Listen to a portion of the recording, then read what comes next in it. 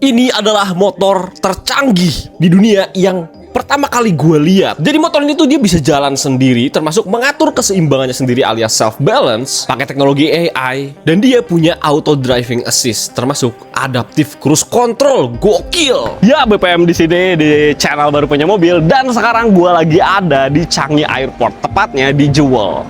Jadi ini di lantai paling atas Jewel, bisa kita lihat ya, ada taman loh di atas Jewel.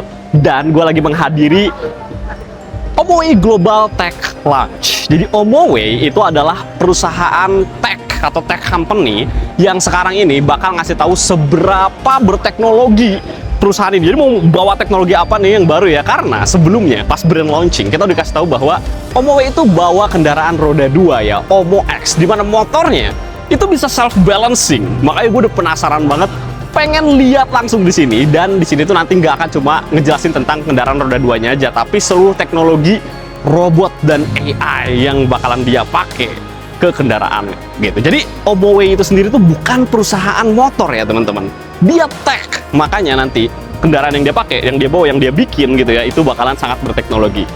Kita lihat lebih dalam. Karena ini adalah Global Tech Launch dari Omowe, jadi kita tuh dikasih tahu gimana caranya bikin motor yang super canggih ini, atau disebutnya sebagai motor robot. Nah, ini tuh adalah Teslanya motor. Jadi salah satu penggebrak kendaraan berteknologi tinggi gitu ya, khususnya di sini adalah motor. Kenapa bisa sampai kayak gitu ya? Karena memang Omowe-nya itu adalah perusahaan teknologi, jadi bukan perusahaan motor, sehingga banyak banget teknologi terkini termasuk AI dan robot yang diimplementasiin ke motor ini. Mobil kayak Tesla ya, dia bisa berkendara sendiri, mungkin masih gampang ya. Tapi kalau motor itu susahnya adalah karena berarti dia harus bisa menyeimbangkan dirinya sendiri karena rodanya cuma 2. Makanya yang pertama itu harus riset mengenai giroskop, yaitu teknologi buat bisa menyeimbangkan motornya, bobotnya, kanan kiri depan belakang gitu ya, biar nggak jatuh. Jadi prinsipnya itu sama seperti gasing, dimana gasing itu kan nggak jatuh ya ketika kita udah puterin. Nah, setelah giroskopnya dibuat, itu disimulasikan dulu melalui komputer ya dan AI, sampai akhirnya motor ini bisa benar-benar berdiri sendiri tapi masih diem. Nah, sehingga langkah yang kedua itu masukin motor listriknya atau motor penggeraknya, karena harus bisa seimbang ketika motornya jalan, nggak cuma diem aja gitu ya. Setelah dibuat motor listriknya, disimulasikan lagi lewat komputer. Motornya harus sampai bisa dia jalan tapi tetap seimbang walaupun nggak ada yang mengemudi ya. Setelah itu yang ketiga, skala simulasinya kita gedein. Ribuan motor melakukan simulasinya secara bersamaan. Jadi proses learning atau pembelajarannya jadi lebih cepat, data yang diambil jadi lebih banyak. Baru setelah itu dilakukan real test, dibuat nih dan diuji slalom. Jadi uji slalom itu adalah uji belok-belok muter ya, membentuk angka 8, dan diujinya itu secara langsung motornya nih tanpa pengemudi. Dan motornya bener-bener bisa sampai seimbang ya. Makanya tesnya kita persulit lagi. Real test selanjutnya itu di jungkat-jungkit. Jadi motornya nanti akan melewati jungkat-jungkit dan dia harus bisa ngebalancein, menyeimbangkan jungkat-jungkitnya tepat berada di tengah. Artinya, teknologi AI di dalam motornya itu sendiri harus pinter banget. Dia harus bisa mengatur pengeremannya, gas, termasuk penyeimbangan motornya biar jungkit-jungkitnya tetap berada di tengah. Setelah berhasil, nah berarti kan sekarang saatnya kita bawa ke jalan. Agar dia bisa dibawa ke jalan yang penuh dengan orang dan kendaraan lainnya, maka dia harus punya mata atau vision. Jadi motor ini dipakein kamera 360 buat ngelihat keseluruhan objek di sekitarnya,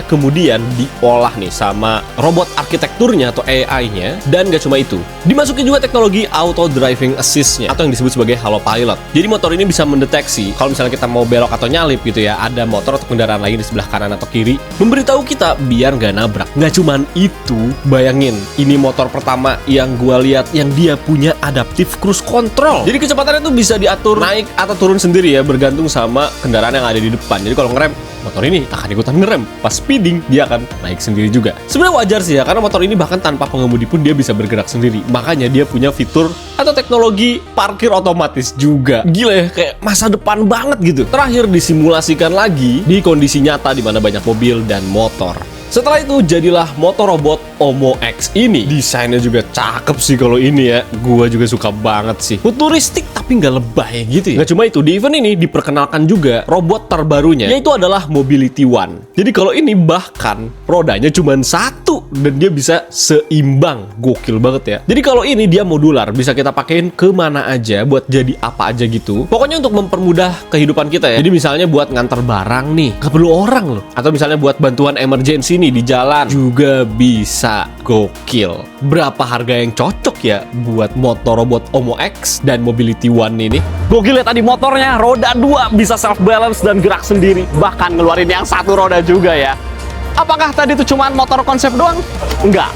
Kita bisa pre-booking bahkan dari bulan April besok nih tahun 2026, dan Indonesia dikasih kesempatan buat tempat untuk launching motornya langsung di bulan Mei nanti. Apakah worth it untuk ditunggu?